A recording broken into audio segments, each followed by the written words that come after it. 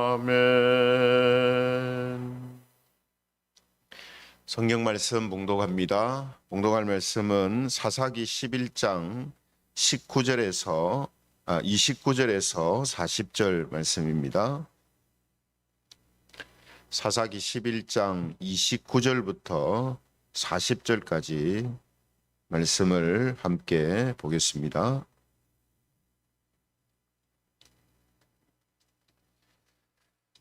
사사기 11장 29절에서 40절입니다. 말씀을 제가 봉독합니다. 이에 여호와의 영이 입다에게 임하시니 입다가 길르앗과 므낫세를 지나서 길르앗의 미스베에 이르고 길르앗의 미스베에서부터 암몬 자손에게로 나아갈 때에 그가 여호와께 서원하여 이르되 주께서 과연 암몬 자손을 내 손에 넘겨주시면 내가 암몬 자손에게서 평안히 돌아올 때에 누구든지 내 집 문에서 나와서 나를 영접하는 그는 여호와께 돌릴 것이니 내가 그를 번제물로 드리겠나이다 하니라. 이에 입다가 암몬 자손에게 이르러 그들과 싸우더니 여호와께서 그들을 그의 손에 넘겨주심에 아로엘에서부터 민낫에 이르기까지 20성읍을 치고 또 아벨 그라빔까지 매우 크게 무찌르니 이에 암몬 자손이 이스라엘 자손 앞에 항복하였더라. 입다가 미스바에 있는 자기 집에 이를 때에 보라 그의 딸이 소고를 잡고 춤추며 나와서 영접하니 이는 그의 무남 동료라. 입다가 이를 보고 자기 옷을 찢으며 이르되 어찌할꼬 내 딸이여 너는 나를 참담하게 하는 자요 너는 나를 괴롭게 하는 자 중에 하나로다. 내가 여호와를 향하여 입을 열었으니 능히 돌이키지 못하리로다 하니 딸이 그에게 이르되 나의 아버지여 아버지께서 여호와를 향하여 입을 여셨으니 아버지의 입에서 낸 말씀대로 내게 행하소서. 이는 여호와께서 아버지를 위하여 아버지의 대족 암몬 자손에게 원수를 갚으셨음이니이다 하니라. 또 그의 아버지에게 이르되 이 일만 내게 허락하사 나를 2달만 버려두소서. 내가 내 여자친구들과 산에 가서 나의 처녀로 죽음을 인하여 애곡하겠나이다 하니 그가 이르되 가라 하고 2달을 기한하고 그를 보내니 그가 그 여자친구들과 가서 산 위에서 처녀로 죽음을 인하여 애곡하고 2달 만에 그의 아버지에게로 돌아온지라. 그는 자기가 서원한 대로 딸에게 행하니 딸이 남자를 알지 못하였더라. 이것이 이스라엘의 관습이 되어 같이 읽겠습니다. 이스라엘의 딸들이 해마다 가서 길르앗 사람 입다의 딸을 위하여 나흘씩 애곡하더라. 아멘. 오늘은 잘못된 헌신이라는 제목을 가지고 하나님 말씀을 함께 살펴보겠습니다. 잘못된 헌신. 오늘 본문은 사사 입다에게 여호와의 영이 임하였다 하는 내용으로 시작을 하고 있는데요. 지난번에 기드온 사사 때도 우리가 함께 이 부분을 살펴보았는데 하나님의 영이 임했다고 해서 그 사람의 모든 것을 제어하고 로봇이나 아바타처럼 그렇게 사용하는 것이 아니다라는 것을 우리가 이전에 살펴본 적이 있습니다. 사사기 6장에 보면 이 기드온 사사한테도 여호와의 영이 이제 임하죠. 그래서 기드온 사사가 전쟁을 알리고 군사를 모집하는 나팔을 이제 붑니다. 그런데 곧이어서 기드온에게 나타나는 모습이 무엇이었는가 하면 하나님께서 전쟁에서 이기게 하신다라는 것을 확신하지 못해가지고 양털 징조를 보여달라라고 요청하는 이 연약한 믿음을 보이게 되죠. 오늘 본문에 나오는 입다 사사도 마찬가지입니다. 여호와의 영이 입다에게 임했을 때에 입다가 완전히 다른 사람으로 바뀌거나 돌변하는 게 아니라는 거죠. 그래서 입다가 여호와의 영이 임했을 때에 한 서원을 합니다.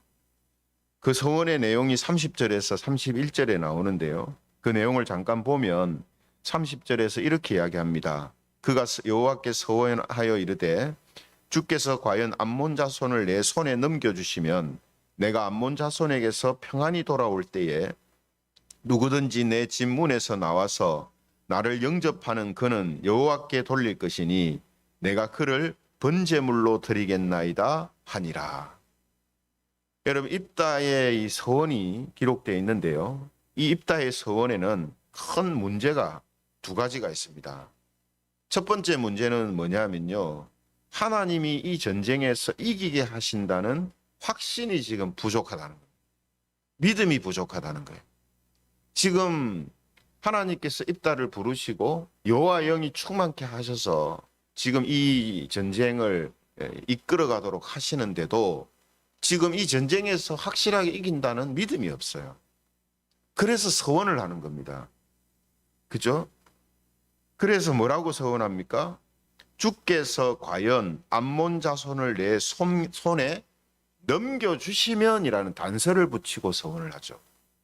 하나님이 진짜로 나를 암몬 자손에게 이기게 하신다면 내가 이렇게 하겠습니다. 이렇게 서원을 하는 겁니다. 그러니까 서원을 통해서 하나님이 이 전쟁에서 이기게 하실 것이라는 이 기대를 하면서 하는 거죠. 그래서 지금 입다에게 나타나는 문제점이 뭡니까?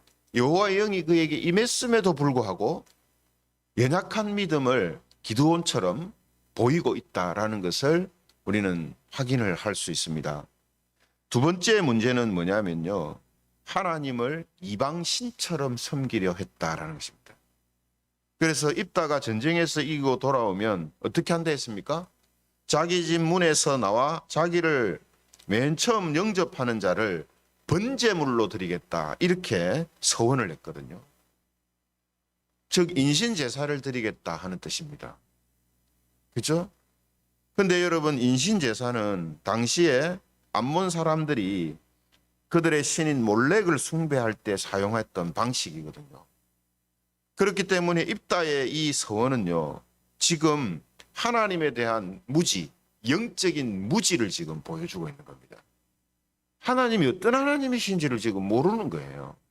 그래서 이방 신들을 섬기는 것처럼 하나님을 섬기면 되는 걸로 그렇게 지금 입다는 알고 있다는 거죠.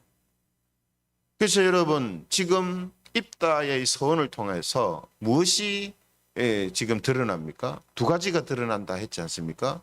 하나는 연약한 믿음을 지금 드러내고 있고요. 또 하나는 하나님에 대한 영적인 무지를 드러내고 있습니다. 그래서 우리가 이런 말씀을 보면서 알게 되는 것이, 하나님의 영이 사람에게 임한다 해서 말씀드린 것처럼 사람을 완전히 다른 사람으로 돌변시키는 게 아닙니다. 강제적으로. 로봇처럼 하나님께서 원하시는 대로 막 움직이게 하는 게 아니란 말이에요. 그래서 그 속에는 여전히 뭡니까? 이전에 자기가 가지고 있던 연약한 믿음, 또 잘못된 어떤 생각, 영적인 무지, 이런 그대로 있는 거예요.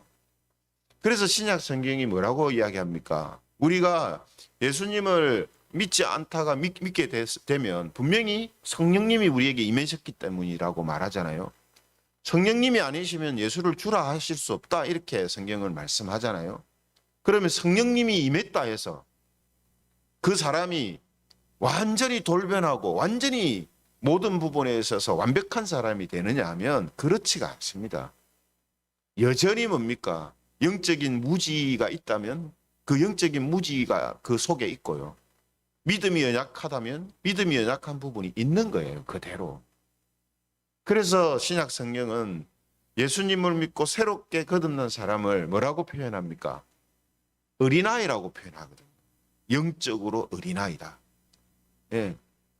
그러므로 우리가 사회에서 아무리 많은 경험이 있고 또 사회적으로 이 사람들한테 존경을 받는 사람이고 많은 지식을 소유한 사람이라도 영적으로 볼 때 그는 무지한 사람이에요.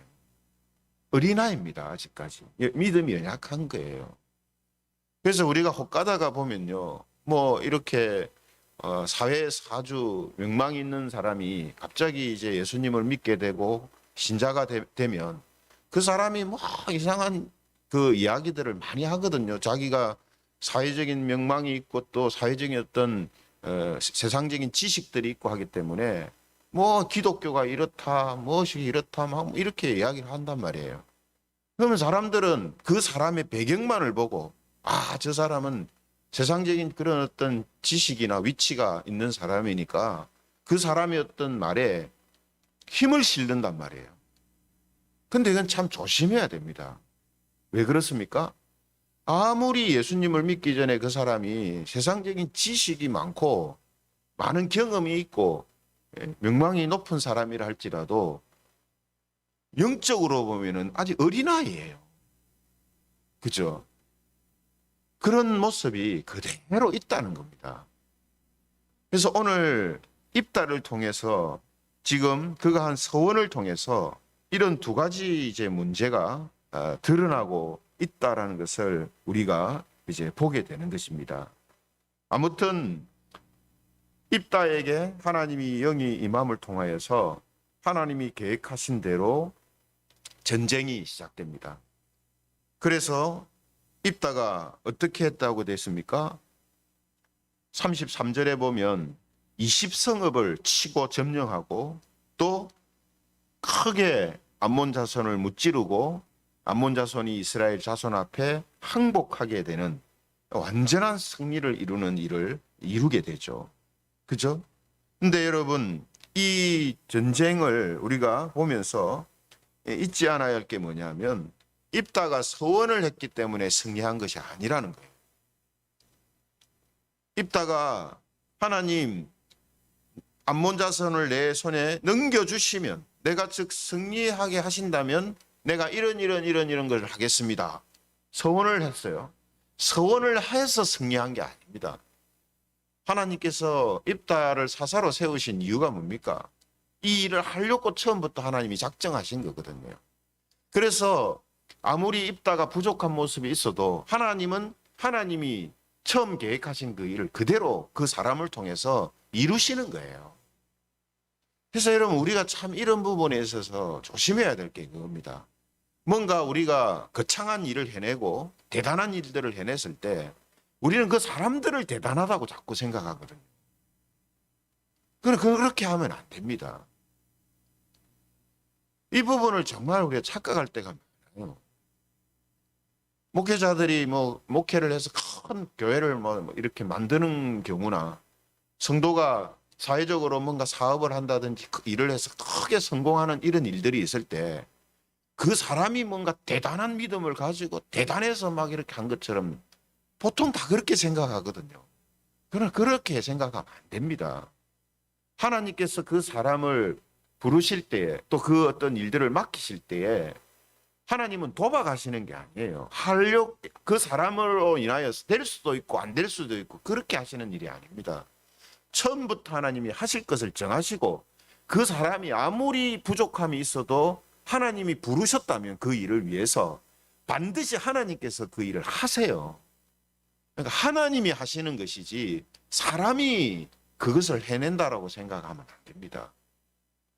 물론 그 일을 함에 있어서 사람의 어떤 능력이라든지 지식도 유기적으로 사용을 하시지만 그 일의 결과는 사람에 의해서 좌우되는 게 아닙니다. 무엇이 전제된다면요? 하나님께서 처음부터 그 일을 하시기로 작정하고 어떤 사람을 부르셨다면 그 사람을 사용하신다면 그 일은 그 사람에 의해서 좌우되는 게 아닙니다. 이렇게 볼 때 우리가 모든 일들을 다 하나님의 은혜요, 하나님이 우리에게 주시는 것이라고 우리가 생각하고 고백한다면, 진짜로 그렇게 믿는다면 우리가 모든 일을 그렇게 생각하면 안 되죠. 당연히. 그죠? 이런 부분들이 우리에게 근데도 자꾸 나타납니다. 뭔가 대단하고 큰 일을 해놓으면 자기가 한 것처럼 막 착각을 하고요. 자기 능력으로 다른 사람보다 나은 어떤 능력이 있기 때문에 자기가 한 걸로 그렇게 생각하고 또 주변 사람들도 저 사람은 뭔가 특별한 것이 있기 때문에 대단한 믿음이 있기 때문에 저런 위치에 있고 저런 일들을 했다. 자꾸 그렇게 생각하거든요. 그러나 그렇지 않아요. 물론 그 사람이 그러한 일들을 함으로 인하여서 가정 속에서 다른 사람들보다 더 발전하고 성장할 수 있습니다. 그죠? 많은 걸 경험하니까, 다른 사람이 경험하지 못하는 것을 경험했으니까 분명히 다른 사람보다 조금 나은 성장, 조금 더 좋은 모습들이 나타날 수 있고 조금 더 좋은 믿음을 가질 수도 있어요. 그러나 결과물에 대하여서 그 사람에 의해서 좌우된다라고 생각하는 것은 상당히 잘못된 생각입니다. 오늘 입다가 암몬 자손의 20성읍을 점령한 것, 대단한 일입니다. 엄청난 일이죠. 그죠? 암몬 자손을 굴복시킨 거, 항복시킨 거 엄청난 일입니다. 그러나 이 자체만 딱 보면 지금 어떻습니까? 입다가 대단해서 이 일들이 이루어진 것이 아니라 하는 것을 서원을 통해서 하나님 이미 딱 보여주시는 거예요. 잘못된 서원을 하는 것을 통해서 확실하게 그 부분을 보여주시고 시작을 하시는 거라는 거죠. 그리고 이제 입다가 전쟁에서 이기고 나서 이제 승전가, 개선자의 모습으로 집으로 돌아오게 됩니다. 그런데 어떤 일이 일어납니까? 입다의 무남 동녀인 딸이 집 앞에서 입다를 제일 먼저 영접을 하죠. 그래서 아마도 이제 입다가 이런 서원을 한 이유가 평상시에 자기가 집에 들어오면 집에 있는 종들이 자기를 제일 먼저 영접하기 때문에 이런 서원을 한 것 같아요. 그런데 결과는 뭡니까? 종이 아니라 딸이 나와서 영접을 하게 됩니다. 그래서 입다는 자기가 잘못된 서원을 했다라는 사실을 깨닫고 자기 옷을 찢으면서 자기 신의 그 잘못됨을 깨달았다라는 표현을 하는 것을 우리가 이제 보게 됩니다. 그래서 결국 어떻게 됩니까? 자기 딸을 서원한 대로 행하였다라고 그렇게 돼 있죠. 39절에 보면은 이렇게 말씀합니다. 39절에 보면 2달 만에 그의 아버지에게로 돌아온지라 그는 자기가 서원한 대로 딸에게 행하니 이렇게 돼 있어요. 그래서 이제 이 부분을 가지고 학자들이 이제 2가지로 이제 생각을 합니다. 하나는 진짜로 딸을 번제로 드렸다 이렇게 생각하고요. 또 하나는 평생을 성전에서 봉사하는 여인으로 바친 거다 이렇게도 생각을 합니다. 왜냐하면 앞서 말씀드린 것처럼 이 인신 제사는요, 사람을 불에 태워서 번제로 드리는 제사는 하나님께서 이 원하시는 기뻐하시는 일이 아닙니다. 이건 잘못된 거죠. 그렇기 때문에 입다의 서원대로 행하지 못했을 것이다 이렇게 보기도 하고요. 또 설령 번제로 드렸다 하더라도 이건 하나님이 받지 않으시는 제사죠. 이건 하나님이 원하시지 않는 겁니다. 중요한 것은 이제 딸을 어떻게 했느냐 하는 부분보다 하나님께서 이 입다의 잘못된 헌신을 기록으로 남겨 우리에게 보여주시는 이유가 뭔가 하는 점입니다. 이건 단순히 서원을 조심히 해라 라든가 서원한 것은 꼭 지켜야 된다 이런 교훈을 주시기 위함이 아니다라는 거죠. 우리가 기드온 사사 때도 살펴본 것처럼 지금 입다의 이러한 모습은 비록 그가 하나님의 영을 받은 사람이 되었지만 그리고 사사로서 엄청난 일을 해냈지만 이 사람의 입다의 지금 영적인 수준이 어떻습니까? 아주 지금 낮은 거죠. 믿음의 연약함, 영적인 무지, 그죠?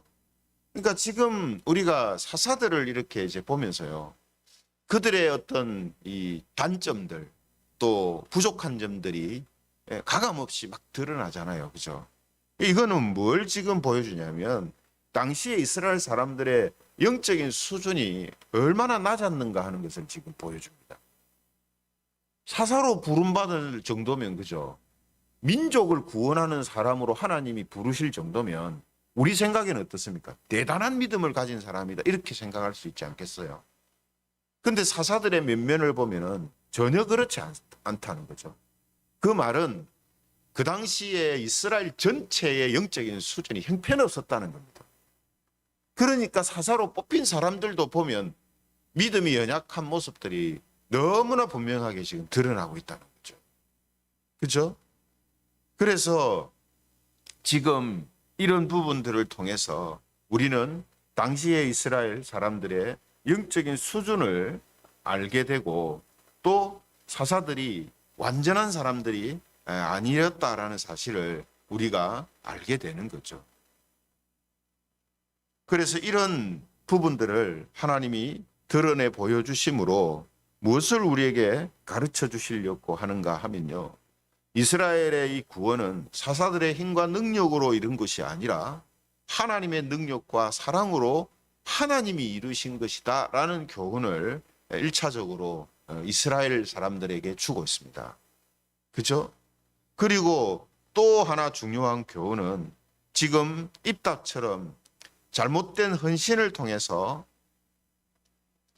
하나님이 하나님의 백성들을 완전하고 영원히 구원하시기 위해 보내실 것이다 라고 약속하신 이 메시아를 소망하고 기대하도록 하기 위해서 우리에게 보여주시는 것이다 라고 볼 수 있습니다.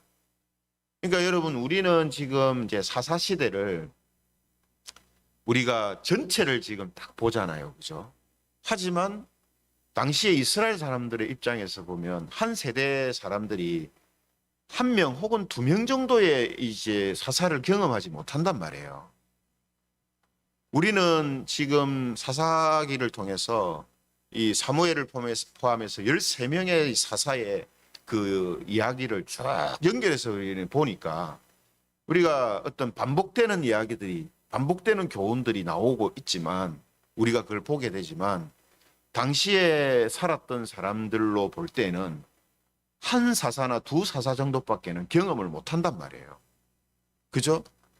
그렇기 때문에 하나님이 각 시대를 통해서 사사를 세우실 때에 하나님이 그 사사를 통해서 드러내고 나타내시려고 했었던 교훈들이 다르냐 하면 다르지가 않아요. 비슷한 맥락에서 일만 다르게 나타나지 하나님이 이스라엘에게 주시려는 교훈은 다 비슷하거든요.